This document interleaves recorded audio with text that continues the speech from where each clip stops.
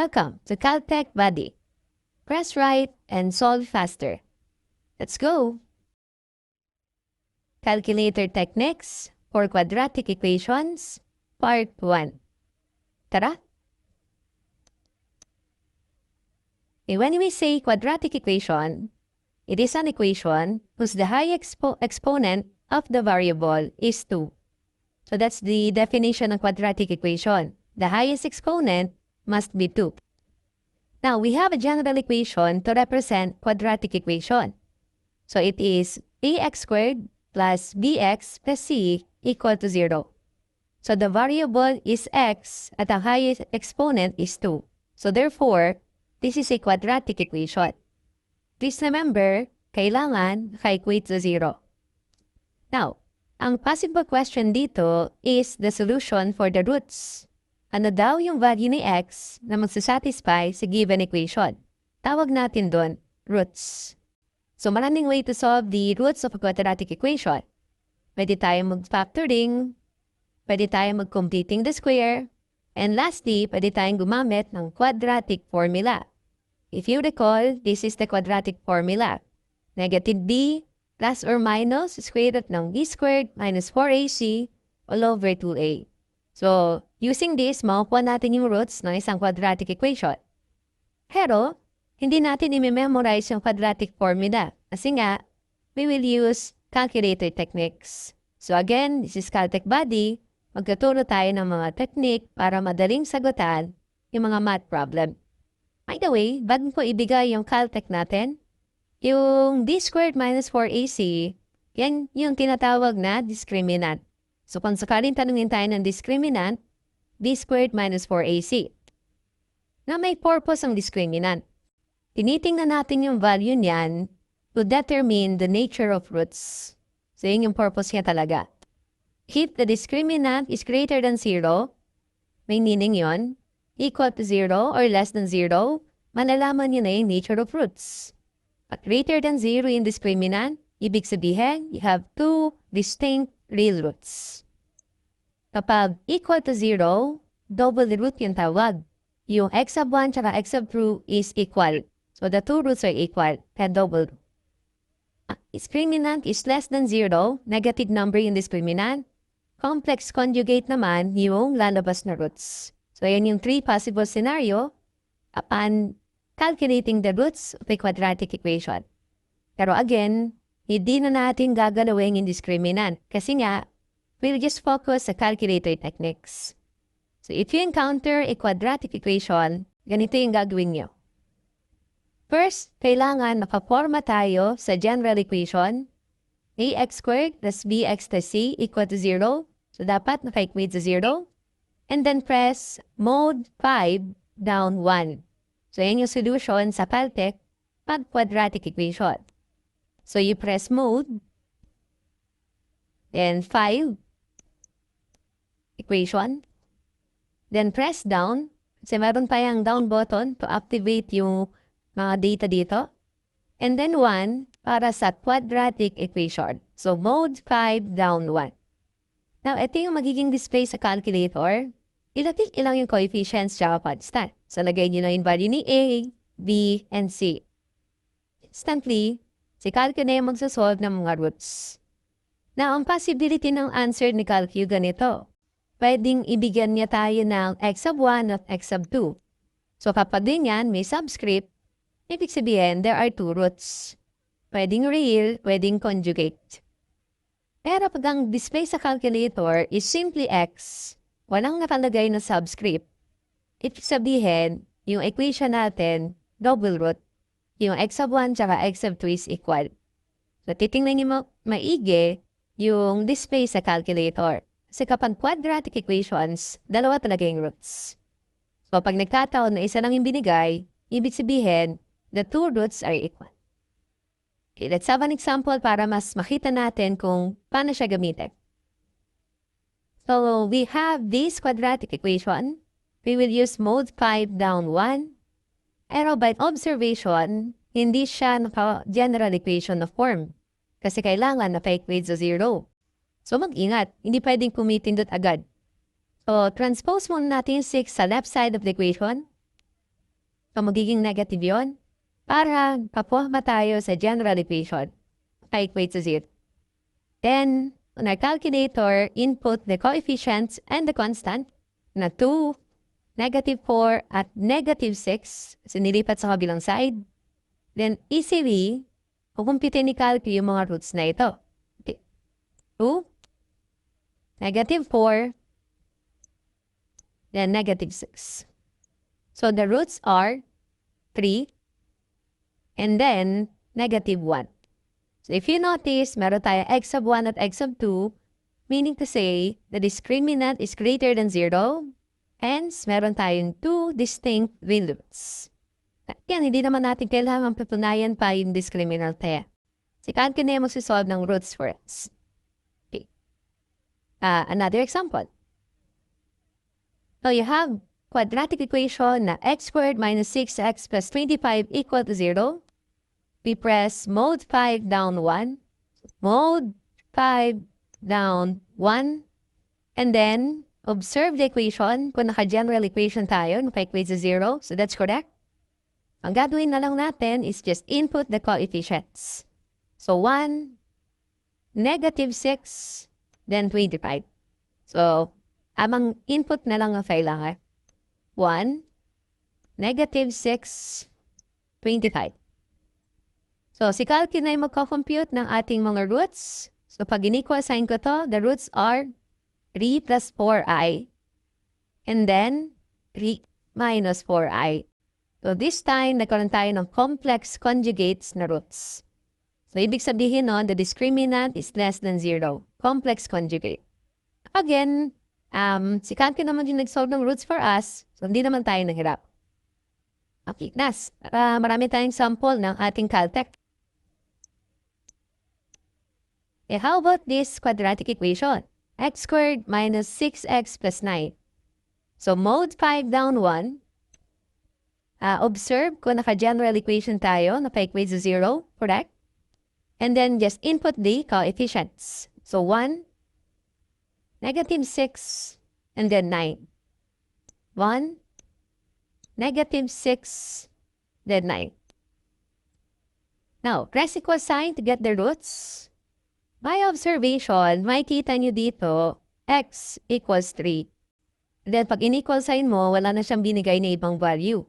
So, ang sabi niya lang, x equals 3. Since wala itong subscript na x sub 1, x sub 2, it is implied na double root ito. Kasi quadratic equation, kailangan there are 2 roots. So, implied na yung x sub 1 at x sub 2 is equal. 3. So, parehas silang 3. So, ganun yung mangyayari if we encounter a double root sa quadratic equations. So, kahit anong format pa yan, kayang-kaya yan masagutan ni Calc for as long na alam natin gamitin yung mode 5 down 1. Calculator techniques for quadratic equations, part 2. Tara! Now, bago tayo pumunta sa part 2 of our quadratic equation, i-recall muna natin yung Caltech sa part 1. So, if you encounter a quadratic equations na naka-format sa general equation na ax squared plus bx plus c equals to 0, just press mode 5, 1. So, pag pinindot niyo yung mode, and then 5, which is equation, and then down, then press 1, mag-activate yung quadratic equation Caltech. Ang gagawin niyo lang dyan is the input the coefficients correctly. A, B, and C. Then si Calc magkakalculate ng dalawang roots. Pwedeng x sub 1 and x sub 2 na magkaibang value. Or kaya naman double roots. Kapag walang subscript, ibig sabihin double roots. Yung x sub 1 tsaka x sub 2 the same. So yan yung recap ng part 1. Mode 5 down 1. Again, gagana yung Caltech if and only if the equation na given is nakaporma sa general equation. Yung quadratic equation naka-equate sa 0. Yun yung general equation. So, gagana siya. Now, level up tayo ng konti. So, this is part 2. What if we have a quadratic equation pero hindi pa siya naka-general equation? Ganito. Solve for the roots ng x plus 12 over x equal to 7. Pag pinindot nyo yung mode 5 down 1, so mode 5 down 1, maki-input kayo ng coefficients yan. Pero kailangan kasi talaga, ang format natin equate to 0. So in this scenario, hindi pa siya ganun nakaporma. So tayo yung magsisimplify through algebra. So kailangan marunong tayong mag-simplify. So this is the original equation. To simplify it upon tangential equation, we can multiply everything by x, then distribute. So x multiply sa x squared. 12 over x multiply sa x, cancel out yung x, magiging 12 na lang. And then x multiply sa 7, 7x. Then, kailangan kasi naka-equate sa 0. So yung 7x transpose sa left side. So mag-change ng sign, magiging negative. So finally, you have x squared minus 7x plus 12 equal to 0. So nakaporma na tayo sa general equation. Gagana na yung Caltech. So, pindutin lang yung 1, negative 7 at 12. So 1, negative 7, then 12. So, si Calcu yung mag-solve ng roots for us. The result are 4 and then 3. So, gumagana yung Caltech for as long na naka-general equation yung quadratic equation natin. Now, bigyan ko kayo ng alternative solution para hindi na natin kailangan i-convert sa general equation. Kung naka-general equation na siya, mag-mode 5 down 1 tayo. So that's the most effective way. Pero kung hindi siya naka-general equation, ang alternative dyan is just press shift solve. Ipitutin nyo lang si shift solve.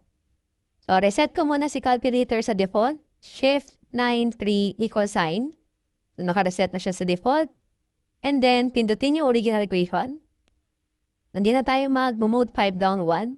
So, x plus 12 over x equal to 7. And then, after this, you press shift solve. Shift solve. Since quadratic equation yan, dalawang value ni x dapat yung makuha nating sagot. So, tutunuan natin si Calcu para magbigay siya ng dalawang sagot. So, pag nakita niyo yung solve for x, lagay kayo ng initial guess nyo. For example, a small number. Usually, nagsisimula ako sa 0. Then, magka-calculate si Calcu. Makukuha niya yung isang root, which is 3. Then, para na makuha natin yung second root, kasi quadratic equations, dalawang roots. So, shift solve ulit. This time, maglagay naman tayo ng big number. Any number is okay, basta may iba na yung sagot. Shift solve. Reference number ko naman or the initial guess is 10. Then, magbabago yung resulta niyan, lalabas 4. So, hindi na tayo mag-mode 5 down 1, pero still, we get the two roots, which is 3 and 4. Now, sometimes, kahit anong gawin ko sa shift solve, isang number lang yung lumalabas ng sagot. So, what if ganun yung nangyayari? Shift solve, lagyan natin 0, lalabas yan 3. Then, nag-shift solve ulit tayo, naglagay tayo na ibang number, sabi natin 2, still, ang lalabas is 3. So, hindi natin mapalabas yung second root. So, kung hindi natin mapalabas yung second root, ganito yung gawin nating alternative. So, for example, nakuha na natin yung first root na x equals 3. Para makuha natin yung second root, instantly, adjust natin yung equation natin. Yung original equation natin, i-divide natin yung roots na naka-equate sa 0.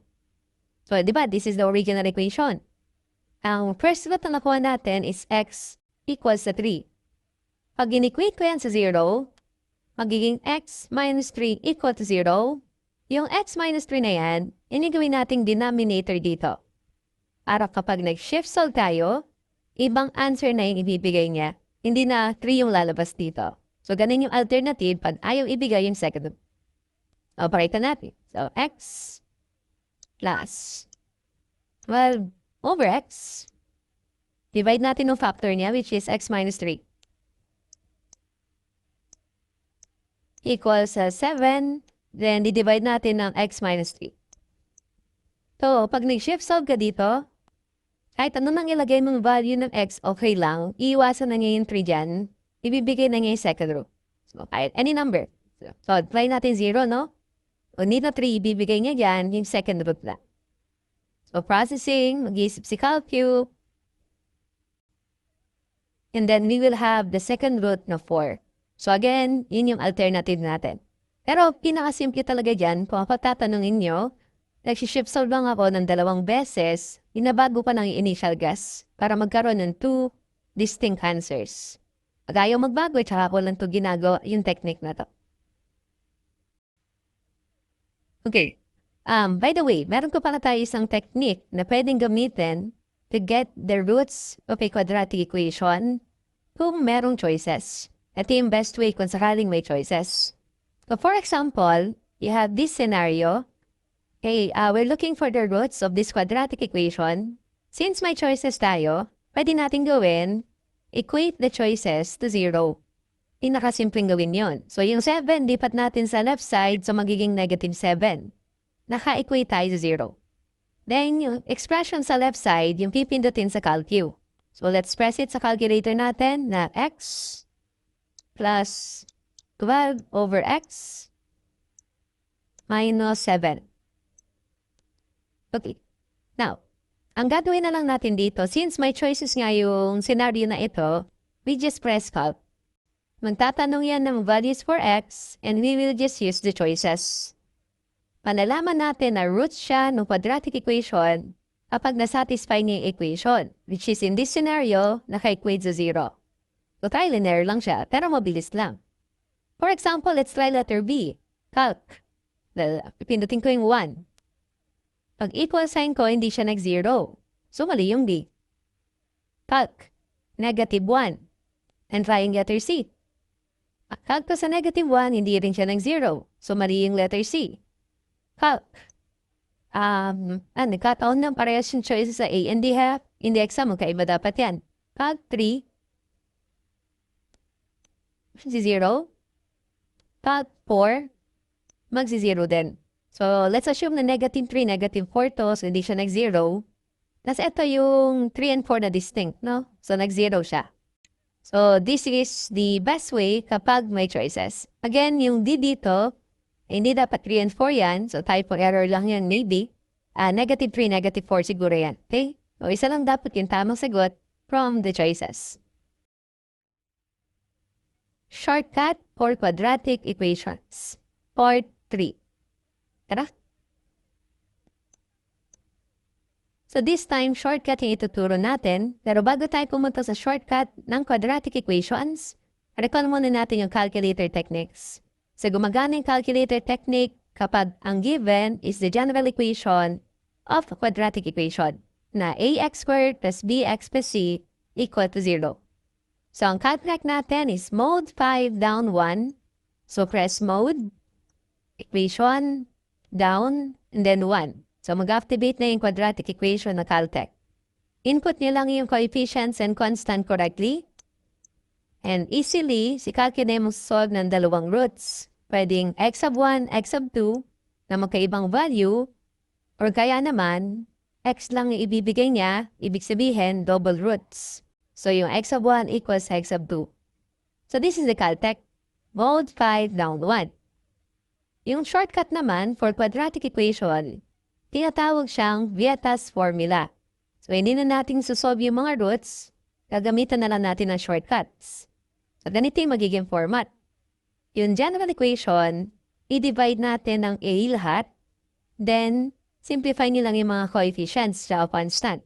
So, ang magiging 1, B over A, C over A. Tapos, alternating yung sign. Positive, negative, positive. Tandaan lang na yung part na to, this is the sum. And then, yung nasa dulo naman, that's the product. So, para maalala niyo yung shortcut. So, ang sum ng roots is negative B over A. Samantala, yung product ng roots is positive C over A. So, yun yung ating shortcut pag magsasolve tayo ng sum and product ng mga roots for a quadratic equation. So, hindi nyo na pipindutin yung mode 5 down 1. Pwede nyo gamitin yung shortcut na ito. Okay, natin sa actual problem. We have a quadratic equation na 2x squared minus 4x equals 6. we would like to find the sum and product of the roots. So, kailangan naka-general equation muna tayo bago natin kunin yung ABC. So, kailangan na-equate sa 0. So, yung 6, lipat natin sa left side. So, magiging negative 6. Now, recall niyo lang yung tamang formula, yung get us shortcut. Ang sum ng roots is negative b over a. Samantalang yung product of roots is c over a. Then, observe lang naman. May observation, ang a is 2. Ang b is negative 4. Ang c is negative 6. Try na natin yung shortcut para sa sum ng roots. Negative d over a. So, negative multiply sa negative 4 over a. So, pag sinimplify natin to, cancel out yung negative. So, the sum ng roots is 2. Regarding naman sa product, c over a, ang c is negative 6, ang a is 2. So, simplify, negative 3. So, ang bilis na kuha ng sum and product ng quadratic equation gamit yung Vieta's formula. Okay. Kung sakali na nakalimutan natin yung Vieta's formula, yung shortcut natin, tiyagain niyo lang yung Caltech kasi pwede nyo naman i-manual gamit yung calculator techniques. Try natin sa Caltech, for example. So, mode 5 down 1. Put natin yung data correctly. 2, negative 4, negative 6. 2, negative 4, negative 6. And then, si Calc yung magbibigay ng root sa atin. Manually, you have 3. And then, negative 1. So, after getting the roots, tayo na lang yung mag-manual na mag-add tsaka mag-multiply. So, reset natin si CalQ. Sum ng roots is 3 plus negative 1. So, lalabas din yung 2. And then, product ng roots is 3 times negative 1. Lalabas din yung negative 3. Mas mabilis lang talaga yung shortcut. Pero kung di nyo maalala, tagain lang sa mode 5 down 1. Last. Meron tayong shortcut pag binigay yung roots tapos sinatanong quadratic equation. At mabilis nyo masolve. Ang shortcut natin dyan is x squared minus sum x plus product. So yung sum ng dalawang roots. Product ng dalawang roots. So yung sum, 7 plus 4. Product, 7 times 4. So finally, meron na tayong quadratic equation. X squared minus 11x plus 28 equal to 0. So ang dali kung alam niyo yung shortcut. Again, this is your Caltech buddy. Kung hindi niyo alam yung shortcut, i-double check niyo lang using mode 5 down 1. So, eto, for example, nasa choices naman ito, no? Pindutin niyo lang sa choices, gamitin niyo lang yung choices, pindutin niyo siya sa mode 5 down 1, 1, negative 11, 28, para ma-check kung ito talaga yung tamang equation na merong roots ng 7 tsaka 4. Mode 5 down 1. So, 1, negative 11, 28. So, double check ko lang. So, makikita niyo, the roots are 7 and then 4. So, tama talaga yung quadratic equation na ito. So, I'm hoping maximize niyo yung Caltech tsaka shortcut. Depende sa preference niyo. Depende kung ano yung unang maisip or maalala. Okay? So, I'm hoping marami tayo natutunan. Again, this is your Caltech buddy. Okay, thank you. If you have any questions or clarifications on anything we discussed, feel free to leave a comment and we'll be happy to respond. To God be the glory. This is your Caltech buddy. Math made easy with shortcuts, tips, and calculator techniques. Bye!